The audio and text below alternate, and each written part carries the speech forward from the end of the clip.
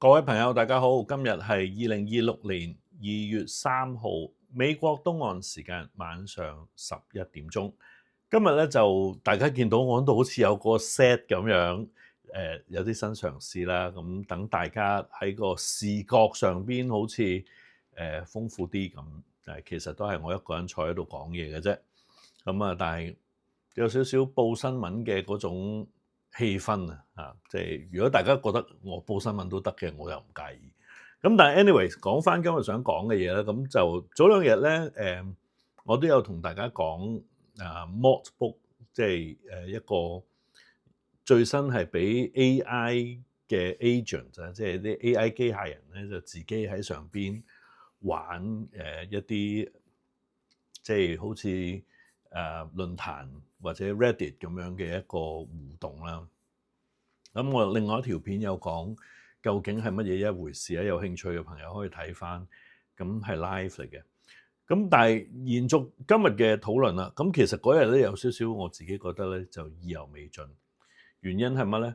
原因係其實喺我觀察呢個 AI 嘅即係市場生態嘅時候，都近來有啲幾得意嘅一啲睇法遇到，包括就係其實我諗好多朋友都有聽過我講 AI 泡沫，AI 泡沫咁我知道有啲人就話唔係嘅，呢個係一個好顛覆、好改變到未來嘅即係世界嘅一件事。咁我都冇反對呢件事嘅。問題就係我由舊年開始一路問就係呢啲做 AI 模型嘅公司究竟係可以點樣最終賺錢咧？即係佢嗰個 business model 係點咧？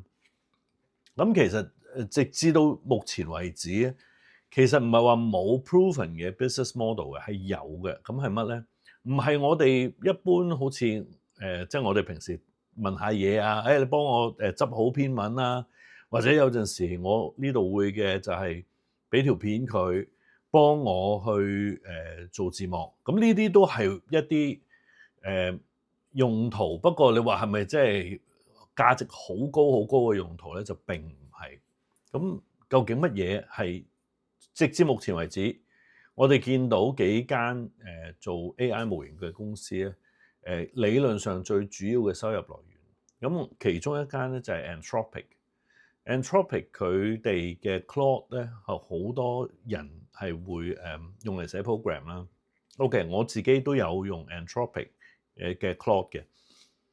我嘅評價就係佢唔單止係寫 program 好，佢寫其他嘢都寫得好好，好好穩陣啊！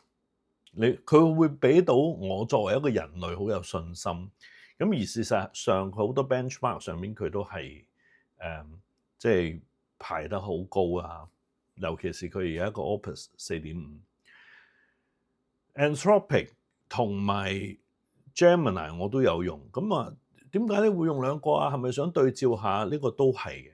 咁亦都由於我呢種對照嘅應用嘅關係咧，我就發現 Anthropic 嘅 Claude 咧，我好多時就只係夠我嗰一段時間去做啲嘢，但係我好多時就會 hit 咗我嗰個 subscription 嘅 limit。我已經係付費用戶啊，付費用戶其實都有限制你嗰個使用有幾多。咁好多時咧 Gemini 就係我個 fallback option。咁聽到呢度大家話，你唔用 ChatGPT 嘅咩？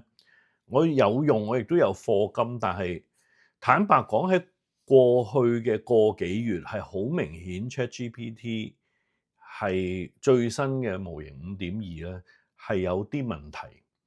開頭我以為係我自己嘅問題啦，咁然後即係我睇好多呢啲討論區都有講，就係話佢哋都覺得 ChatGPT 嘅5.2好似如果你平時同佢叫佢做一啲我哋平時做開嘅工作咧，你發覺佢嘅表現好唔穩定啦。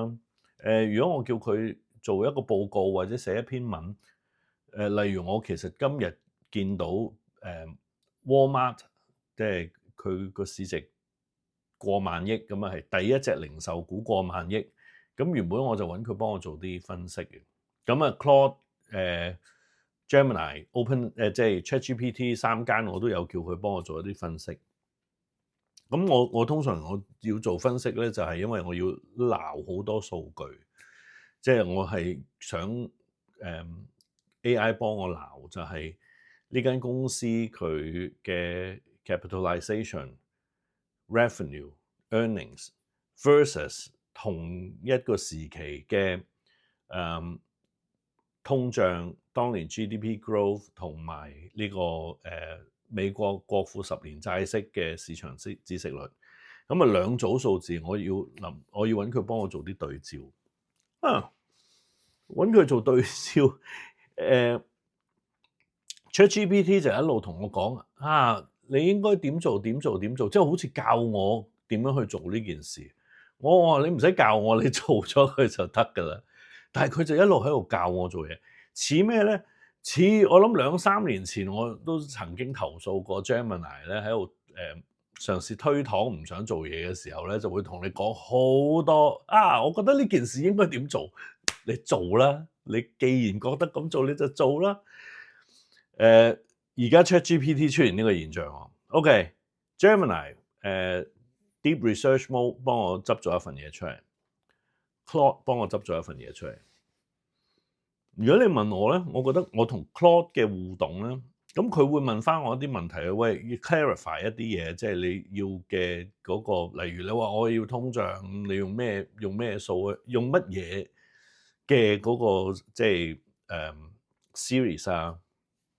咁我就會同佢講啦，即係我話其實我都係主要係要睇下即係喺唔同嘅嗰個即係物價升幅環境之下，對 Walmart 嘅嗰個盈利有咩影響？即係我想了解呢啲嘢。咁同佢傾咧，佢又會幫我 fine tune 咗啲嘢喎。即係 to be honest 係比起 Gemini 就你叫我做乜我就做啦。然之後最抵死嗰個就係 ChatGPT 啦，就話你如果想咁做咧，你可以點做？即係叫我做翻，即係呢個係好搞笑。But anyways，我想講好似我呢啲用途個價值係幾多咧？拍條片咯，係咪？咁都唔係話冇價值嘅。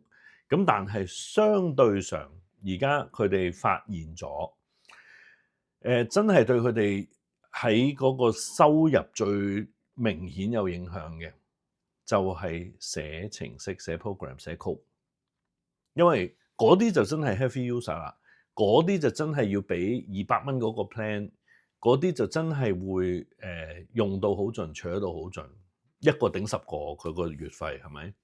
咁但係我諗亦都係喺呢啲用途，即係尤其是你見到近來咧，咪即係有人整 OpenClaw 啦，但係其實你見到 OpenAI 推 Codex，Anthropic 其實一樣都係谷佢嘅嗰個Claude 嘅 on desktop 嘅，或者即係一個 agent 裝咗落你部機度啦嚇，咩機都好啦。而 Gemini 就舊年就出咗 Anti-Gravity 啦。其實你見到佢哋幾間嘅走嘅路向咧，都係想走即係 coding、programming 嗰邊嘅 usage 多啲。而好明顯 OpenAI 係落後於 Gemini 同埋 Anthropic 啦。咁呢個咧就喺最近喺 OpenAI 有個佢哋自己嘅 Town Hall Meeting 咁樣嘅一個活動上邊啦，有人就問 Sam Altman 即係點解即係 ChatGPT 5.2嗰個表現係咁有問題？咁 Sam Altman 第一個答案就係I think we screw up。咁如果我諗翻轉頭咧，如果大家記得12月其實嗰陣時，Sam Altman 都曾 issue 過一個就係 Code Red 啊，即係紅色警號，即係佢自己好深深感受到佢而家嗰個喺競爭之下佢面對嗰個問題。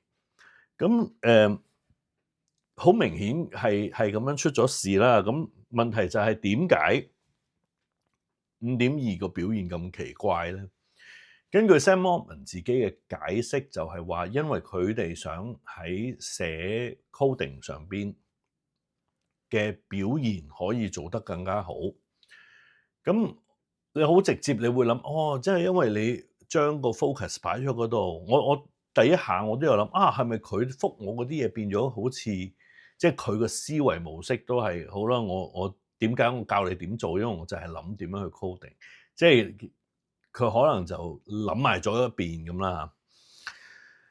And then 我又諗下，其實都冇呢個咁樣嘅講法嘅。即係雖然根據好多人嘅講法，就係話 ChatGPT 5.2係一個 backsliding，咁啊嚟緊唔知個 update 係點啦。咁但係 Sam Altman 自己嘅講法就係5.X 咧，我哋會 fix 咗個問題啦。5.X 即係話 in the pipeline 同之前所講嘅 ChatGPT 6仲有一大段距離，亦都唔知嗰個即係突破點喺邊。咁但係如果睇翻轉頭啦，我覺得另外一個都真係對於 OpenAI 呢間公司另外一個咁都幾大嘅 red flag 就係咩啊？最近我唔知大家有冇留意到，即係黃仁勳 NVIDIA 就佢俾人問到即係喂係咪即係唔知點解會有人剔起呢個題目啊？咁就問佢喂你投資落去 OpenAI 嗰筆錢，承諾嗰1000億去起一個10個 gigawatt 嘅 capacity 呢件事，原本話即係2026年投資嘅喎，咁而家點啊？咁黃仁勳就已經嘅，不過即係市場嘅傳言就係話冇㗎啦，即係可能係 NVIDIA 跳船㗎啦咁。咁呢樣嘢咧，其實我覺得對 OpenAI 就嚴重沉重打擊。同埋如果你睇喺過去嘅即係呢個消息傳出之後咧，對嗰啲咩 Oracle 啊、CoreWeave 嗰啲其實壓力都即係甚為大㗎嚇。咁但係講翻轉頭咧，即係頭先講，其實幾間而家見到 AI 嘅呢啲即係巨頭。佢哋嗰個可能揾到嘅收入來源就係來自 coding，來自寫程式。咁我相信咧，呢度有好多朋友都有聽過 vibe coding，即係我其實而家呢排都有玩下嘅。咁啊 vibe coding 嘅意思就係你自己你要我由頭揼個 program，我唔識㗎啦。不過咧我用人類嘅語言解釋俾你聽，即係你可能做過下 project manager， 做過下 product manager。咁你都會識寫下 spec 㗎，你都識寫下即係究竟啲 requirements 㗎。咁你將嗰啲咁嘅嘢咧，啲 spec、啲 requirements 等等，用人類嘅語言已經得㗎啦。咁其實我諗下都即係而家做 development，我唔好話即係成個即係 production 嘅嗰個版本都係由機器不經人手咁做啊。咁但係你至少我要 prototype 一件事，我要整個 MVP。以前我都可能仲要assemble 一個 team，我至少有個 CTO 幫下手，然之後個 CTO 就算將所有 job 外判出去都好啦，咁都要有個判頭喺度幫我睇住㗎嘛。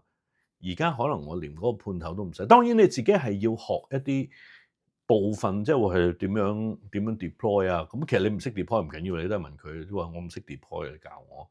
咁佢就 step by step 咁同你講，有啲咩嘢你遇到問題嘅，即係遇到唔 work 喎，咁你有陣時可能喺個 shell 度打咗啲嘢，呢出嗰個答案唔一樣嘅，copy and paste 擺翻落去，佢又會教翻你，即係基本上好似一個手把手同你一齊做，教你點樣用電腦嘅人。即係以前學咧好離身噶嘛，睇，我哋嗰陣仲係一本本枕頭咁厚嗰啲書啊，咁啊睇，OK，咁啊打跟住佢嗰個打啦，打完之後睇佢 run 啦，哦原來係咁，即係我哋細個係咁樣學噶嘛。咁問題就係你打下有人串錯字啊，冇 reference 啊，然之後又要揭翻嗰本書睇下 glossary，原來個 syntax 個 logic 係要咁，即係你係翻嚟覆去咁樣係好唔 efficient。哇！而家即係我期待下一步嗰啲 UI 就比較會再好啲啦，或者再人性化啲啦。即係有陣時我唔知道啲嘢擺咗喺邊，啲掣咧完全 counterintuitive 嘅，我唔明白啲 developers 你哋用嘅呢啲咁嘅 environment 點解嗰啲 design 嗰啲 UI 好似冇諗過咁。But anyways 呢個 beside the point。其實如果咁講啊，我睇咁多間公司走呢個方向，我就諗有一個問題，其實我諗亦都好多人都講，就係喺 vibe coding 嘅過程，其實呢啲機械人咧，即係佢唔係由頭每一句由頭打，即係佢唔係真係每次我問佢嘢，佢就由頭將啲嘢再劈出嚟一次。其實係 train 個 program 嘅時候，佢哋喺邊度嚟咧？即係通常應該就睇人哋寫嗰啲 code 啦。因為喺現存世界，如果你話最有結構嘅一個知識類別，係被仲要係公開大多數資料嘅咧，一定係程式代碼，即係呢啲source code。因為其實寫嘅人佢因為好有目的㗎嘛，每一個程式都係要達到某一個目的，要做一件事，有個功能。咁由於係一個咁清晰嘅內容，咁清晰嘅指令，你攞去訓練機器，佢哋好快會做得可能比人類更好。不過有一點，有人就問啦，嗱，即係由以前 open source 做開發嘅，做嗰啲 engineer 成日啲工程師，咁遇到一個問題，咁搞唔明，咁佢哋點咧？咁佢哋去就係去一啲又係網上嘅討論區啦，係咪？Stack Overflow 啦，咁上去問下人，咁有啲人就會好好心咁答你，有啲人就可能 point to 一個 solution，話俾你咁做啦，咁你翻去做完之後啊，得啦，我學識咗啦。咁又有其他人如果唔明嘅走上去問，可能你就會去教人啦。咁另外一邊廂就係即係佢係一個人類嘅咁嘅社群啦。咁而家就 AI 取代咗呢啲咁嘅工作，咁甚至乎可能好快會有一個係 AI 嘅自己嘅一個咁樣嘅 platform 都唔定下，即係佢哋去交換喺呢啲即係 engineering 嘅時候遇到嘅問題點解決，或者同人類溝通嘅時候遇到呢啲 engineering problem，咁已經做咗啲乜？咁但係我有趣嘅一個地方，我見到就係因為以前我哋咁樣 open source 咗啲嘢，啲人係會攞嚟用，用完唔識就問人，咁個 reference 就擺咗喺度，係一個公開嘅知識嘅一個儲存。但係而家因為每一次佢啲 model generate 出嚟嘅嘢咁我都係射翻落去 GitHub 嘅，都係公開嘅。但係反而我諗一個好大嘅問題就係由於冇咗 human intervention，其實變相你就越嚟越多啲 code 咧，就係機器寫翻機器嘅 code。如果未來 model 又翻去嗰度學，咁其實係唔會有進步喎。即係喺以前嘅世界 open source 嘅年代咧，如果你留意翻整個軟件工業，其實佢哋係一個好急速進步，即係好快嘅一個新嘅 paradigm。點解你見到而家嗰啲你話無論係硬件好軟件好啊，總之係背後有大量資訊科技作為基礎嘅產品咧，佢嘅更新周期係非常非常之快，比起我哋喺人類過去以嚟嘅嗰種我哋以前都會換下季啊，係咪？時裝都有時裝啊，咁但係唔好忘記就係其實時裝都係講緊70年代之後嘅事，以前係有服裝嘅，但係唔係人人都 afford 得起嘅時裝，大多數人着就係真係求其嘅啫嚇。咁點解要引呢樣嘢？就係因為其實講緊產品嘅嗰個更新，或者你硬件嘅更新嘅，梗係慢過軟件嘅啦。但係你諗下，軟件嘅更新速度係快得好緊要，即係甚至乎我可以話即係你如果一兩個月冇 update 嘅話，人哋以為你隻嘢死咗㗎啦而家。咁所以如果你從呢個角度咁諗，vibe coding 係冇錯，令到更加多人好似我呢啲即係喺 programming 嘅世界盲字都唔識隻嘅人嚟㗎嘛。我啲咁嘅人都可以自己去起一啲嘢。例如我嘗試起咩咧？我嘗試起一個做字幕嘅，因為我而家用緊嗰個起字幕嗰個 software 咧，嘅即係嗰個 SaaS 啦，其實佢就用 OpenAI 嘅 Whisper，但係我覺得咧 Gemini， 即係如果用 Google 嘅嗰個 model， 用 Google 有嘅字庫咧，去 gen 廣東話係非常非常非常之準，不過好貴。但係即係我自己試過，個效果非常之好，咁就寫咗個咁嘅 program 仔。佢講緊頭尾幾分鐘嘅事，咁但係用落又幾好喎。咁我自己寫俾我自己用啫嘛。我成本唔夠嗰個人家打開門口做生意嗰檔嘢，即係平啊。咁所以我有陣時都會用翻我用緊嗰個 program。咁但係我想指出嘅一點就係，以前尤其是我哋講緊 Web 2.0之後嘅世界啦嚇，即係過去嘅20年啦，20幾年其實，有一個行業就係叫做寫 app 啦，係咪嗰啲 startup 啦，揾好多錢啦。其實我諗 application 呢個世界已經唔存在。我話唔存在嘅原因就係因為每個人都可以同個電腦嘅 interaction， 我哋同電腦同機器嗰個互動模式已經好唔同。咁所以係即係如果你咁樣睇而家嗰個形勢咧，即係我覺得 AI 係完全將會只係好少數嘅 winner 會 takes everything。而家暫時喺整個競賽入邊叫做先拔頭籌嘅，暫時去到而家呢一刻咧，雖然 Anthropic 係好好用，但係真係講最有機會生存落去，而技術上亦都係做到非常之即係而家嚟講都跑第一嘅就係 Google Alphabet。咁 Google 佢又有成個生態圈，即係我頭先講 vibe coding 啦，咁用呢個用 Claude 去起，佢幫我 deploy 啊，教我 deploy 啊成啊，遠遠唔夠，即係可能佢寫嘅嘢未必好得過 Gemini， 因為我寫嗰啲嘢簡單就唔覺啫。如果寫得複雜啲嘅，可能係比較 complex 啲嘅 system， 可能就另外一回事。咁但係我相信其實大多數人咧，就算話寫 program 都係好似我嗰啲好簡單，解決一個問題，然之後我另外一個問題又解決可唔可以將兩個 step 夾埋一齊咧？其實我諗就第日好多人會自己管理呢一啲咁樣嘅即係小程序啦，我哋叫佢做。咁但係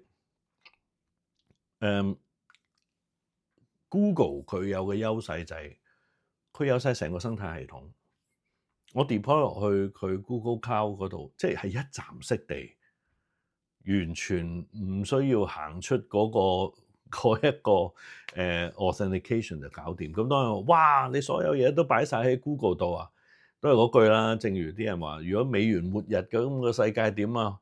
哦，咁啊冇所謂啦，即係大家可能都要翻去原始人時代。同樣道理，你如果話哇如果 Google 唔掂咁點算啊？唔緊要啦，嗰一日大家都應該唔需要做嘢。即係如果你話 Google 有一日唔知點解成個嘢冧咗檔咁先講，成個地球你乜都唔使做噶啦。我好肯定同你講，即係你 Microsoft 喺再之前都試過一次啊 ，Microsoft 啊、Google 啊、Amazon 呢啲佢有少少出狀況，你都已經有一大抽嘢唔使做。其實你用邊間都係咁，所以我諗唔到有咩好大分別。咁but anyways， 我想 make 個 point 係 Google 已經係有一個領先嘅 advantage 啦。第二就係佢好有錢，即係如果我哋純粹睇 free cash flow 啊，地球上最大 free cash flow 嗰間公司而家就係 Apple。咁 Apple 嘅 free cash flow 咧，其實係講緊我冇記錯700幾億美金，700幾億美金，因為佢有咩 capex 啊，佢啲嘢外判晒出去，其實佢哋係即係你部電話唔係佢生產，你部電話係富士康做俾佢噶嘛，佢只係控制住個 intellectual property 嘅啫，嚴格嚟講，但係佢而家延伸嘅你嗰啲 Apple One 啊，我嗰個乜鬼嘢，佢嗰個 Surface Plan 咧，我都有買啦，即係一個月費就包你3件產品，我咁啱就一部 iPad、一部電腦、一部電話搞掂晒。咁啊嗰度又每個月又收一筆錢喎。然之後佢而家最新出 Creative Suite， 可能我都應該係照樣課金㗎啦，即係我知道嚇，而家啲唔中意用 Apple 嗰啲人就你呢啲就交蘋果稅，明嘅，貪方便啊，俾條生路行下係咪？咁但係 Apple 係一間勁印銀紙嘅公司，雖然係即係你話而家嘅競爭係咪大咗？哇！人哋都出手機人性啊，但係都係嗰句，即係我自己呢種懶人，我相信地球上大多數都係懶人，係好中意一個 ecosystem 做晒所有嘢。即係例如我而家拍條片咁樣，我可以喺一個 ecosystem 度做晒嘅，咁我梗係好爽，我唔會諗咁多嘢。人都係貪方便，咁所以Apple 就自己冇乜，即係佢唔係冇做 AI，佢有投資過，但係我諗作為一間可以有咁樣生存能力嘅公司，我相信佢嘅決定就係佢知道，如果佢好似另外嗰幾間公司一樣咁樣進行呢個軍事競賽嘅話咧，佢贏唔到之餘，佢可能佢亦都好清楚點解贏唔到，就係佢冇嗰個 ecosystem。佢呢個唔係佢強項，佢強項就係喺個 hardware 上邊點樣令到嗰件 hardware 好勁啊嘛。即係我諗 Apple 要諗嘅就係下一個 generation， 如果人類嘅 interaction 係同 AI 係再人性化啲嘅，下一代嘅 device， 下一代嘅 hardware 究竟係點？咁但 anyways 撇開唔講 Apple 啦，第二大就係 Alphabet。Apple 同 Alphabet 嘅數係差唔多嘅。好啦，第二大就係 Alphabet， 即係 Google 母公司。佢哋嘅 ecosystem 係大到不得了，就連各位睇緊嘅 YouTube 其實咪又係由佢哋擁有嘅。即係你可想而知，其實佢除咗冇 social media 呢一範之外，其實佢有勁多勁揾錢嘅嘢。當然唔係話即係永遠地揾錢，但係 YouTube 已經而家係全地球人嘅唯一一個大嘅電視台，你明唔明啊？即係嗰個誇張嘅程度係去到咁。然之後我哋再數落去，Microsoft、OpenAI 嘅其中一個大金主啦，但係 Microsoft 最近都話我哋自己都係用 Anthropic 㗎。咁所以你見到即係大金主一號 Microsoft， 其實即係佢哋自己內部嘅評估都可能覺得 OpenAI 未必可以捱到落去。咁唔好話捱唔捱到落去先啦，即係而家係一個好明顯面對嘅危機啦。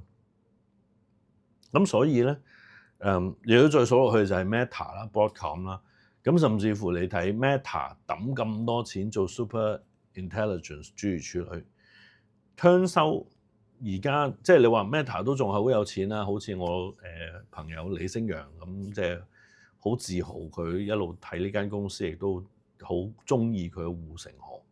咁但係我只會話喺未來嘅一段日子 ，Meta 由於使咗落去做 AI， 無論係做 R&D 或者係 infrastructure 使嘅錢咧，係已經係嚴重地蠶食佢嘅 free cash flow 啦。咁講起 free cash flow 咧，即係我點解會踩咗落呢個題目咧？ free cash flow 其實本來我係想睇喺呢個通脹同埋即係長期利率喺有上升預期嘅情況之下，其實照正咧就利好呢類公司嘅，即係 free cash flow 越大越好。咁但係 Walmart 就唔係呢個例子嘅，因為大家要知道做零售業咧有一個好大嘅問題嘅，就係其實你個 turnover 好大。Walmart 嘅 turnover 大過蘋果，大過Alphabet 添，但係佢嘅利潤係非常之低，因為佢賣嗰啲係實體嘢啦，開鋪啦，佢嘅 running cost 係非常之高。我時時都話其實做超級市場唔係好揾錢，除非你就算能夠壟斷到個市場，即係你唔會壟斷晒，你總會有啲競爭。就算俾你有，即係其實呢個有少少互為因果。因為你嗰個好，即係一定係要做 scale 嘅，係一個好 capital intensive 嘅行業。你嘅利錢，即係因為大家都好多生 cost 喺入邊咧，就好容易咧就鬥價，有 price competition。你將你咁 profit margin 係蠶食得好緊要。咁反而係喺 software 嘅世界咧，有冇呢啲情況 ？software 世界如果要出現價格競爭咧，都係幾激烈嘅。咁又用翻 AI 呢個範疇做例子啊。最近我見到 ChatGPT 佢就出咗高呢個版本，咁就係收8蚊。呢個消息一出之後 ，Google 就宣布 Gemini 會有一個輕巧版，就收7.99，一個收8蚊，一個收7.99。其實之前大家個價錢咧就係casual user 收你20蚊啦，因為20蚊係好多呢啲你當係一個 SaaS 咁樣嘅定價，20蚊好多時都係。咁但係正如我頭先講啦，哇！我有咗你呢幾個嘢之後，我根本都唔使訂其他 SaaS， 我 cut 鬼晒佢哋。當我 cut 鬼晒嗰啲嘢嘅時候，而家 Apple 就出埋嗰個咁嘅 Creative Studio， 我連 Canva 都唔使用啦。當然係唔同嘅，我都明。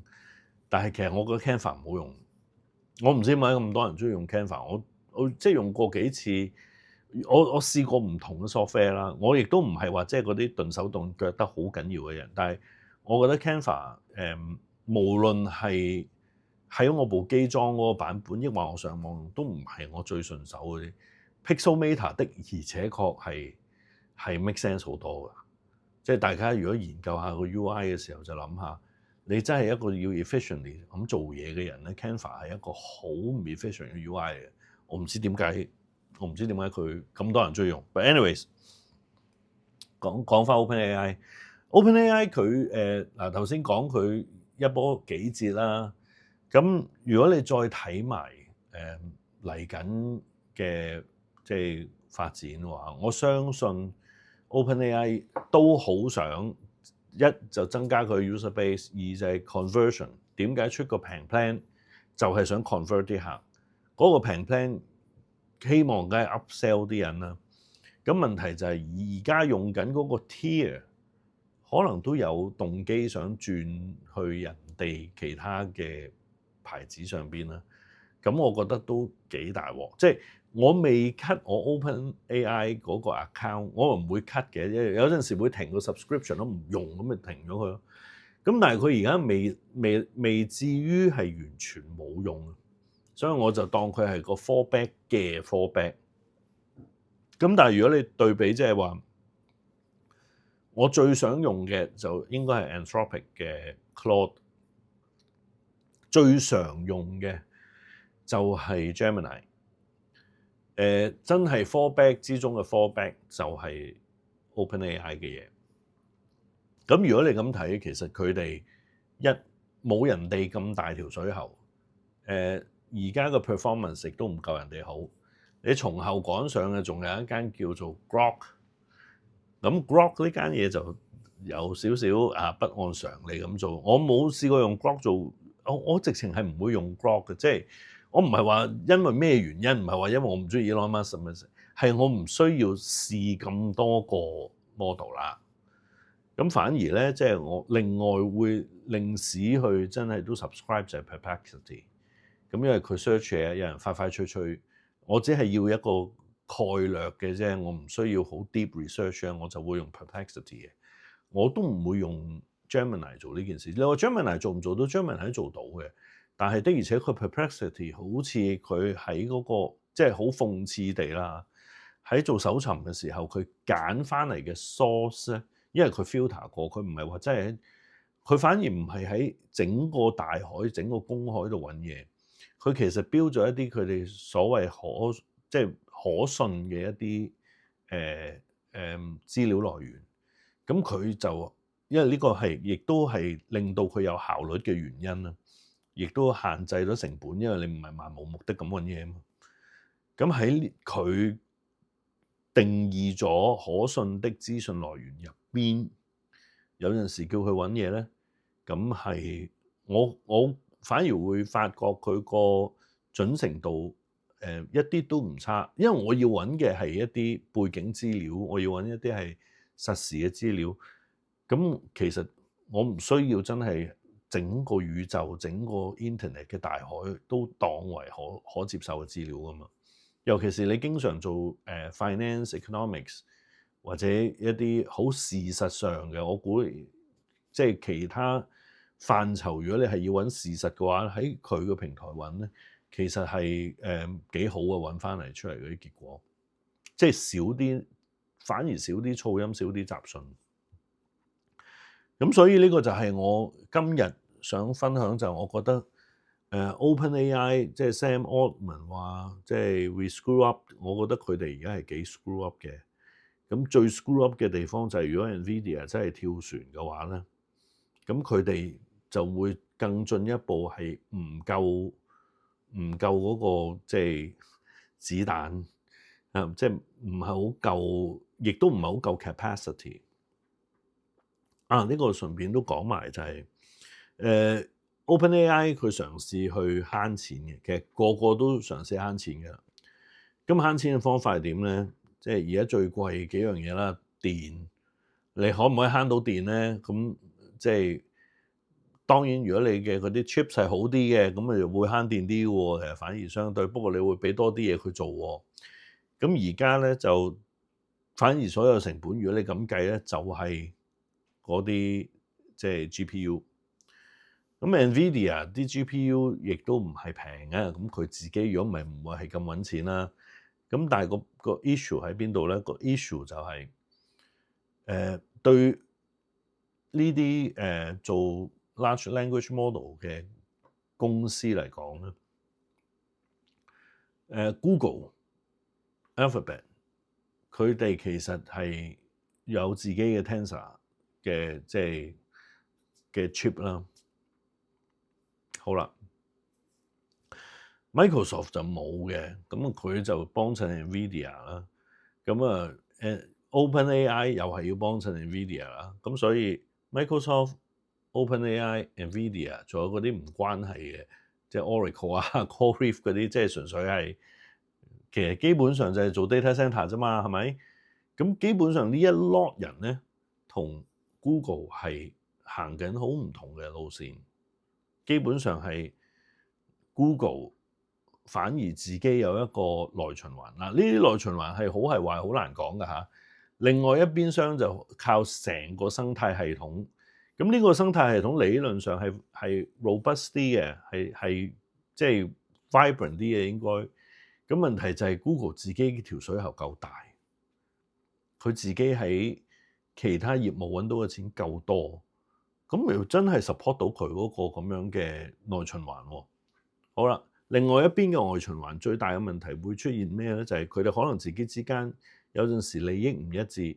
例如 OpenAI 嫌 NVIDIA 啲嘢太貴，咁啊可能諗下同 AMD 又傾下先。唔爭在啦，同呢個Cerebras 即係一間即係做唔同，即係好唔同，唔係用 GPU 形式咁做。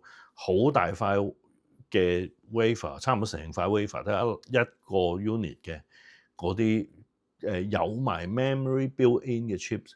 咁其實而家最近都係講呢個 issue 嘅。咁NVIDIA 話咁唔介意，始終我哋都係最勁嘅，都係你都係要用我嘅 coder 咁樣，即係佢呢個都係NVIDIA 一直以嚟嘅底氣啦嚇，咁講。咁但係 OpenAI 即係生存大佬，咁所以都係要去 approach 一啲唔同嘅 solution。咁但係呢度就令到個裂痕好明顯，即係有共同利益嘅時候，大家可以一齊坐埋同一條船啦。咁但係當出現內卷嘅時候，係咪大家又鬥平啊成啊？而且係鬥，其實真係鬥 build up 個 capacity，然之後就再抌大量嘅 training，希望個 model 係會比起之前嗰個有明顯嘅躍進喎。呢個咁嘅軍事競賽，如果大家睇下呢，即係頭先話嗰個 life cycle 越嚟越短咧，其實你睇呢啲 AI model 嘅 life cycle，同埋嗰個整個 application 整個用途啊，嗰個進步個演進嘅速度係驚人地快嘅。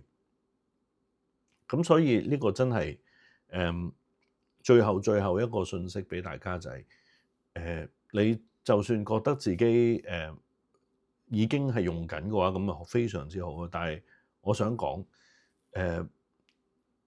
真係要跟得幾貼下。我自己發覺可能擺攤凍咗一段時間之後，翻轉頭，哇係乜多咗咁多嘢玩嘅？即係你話Agentic AI 其實都係2025年先開始講。我記得我喺學識嗰個即係同學識 collab 啊，同啟明 collab 嘅時候，舊年年初即係春天，好似做過一集講咩叫 Agentic AI， 嗰陣時仲講MCP 啊咩啊。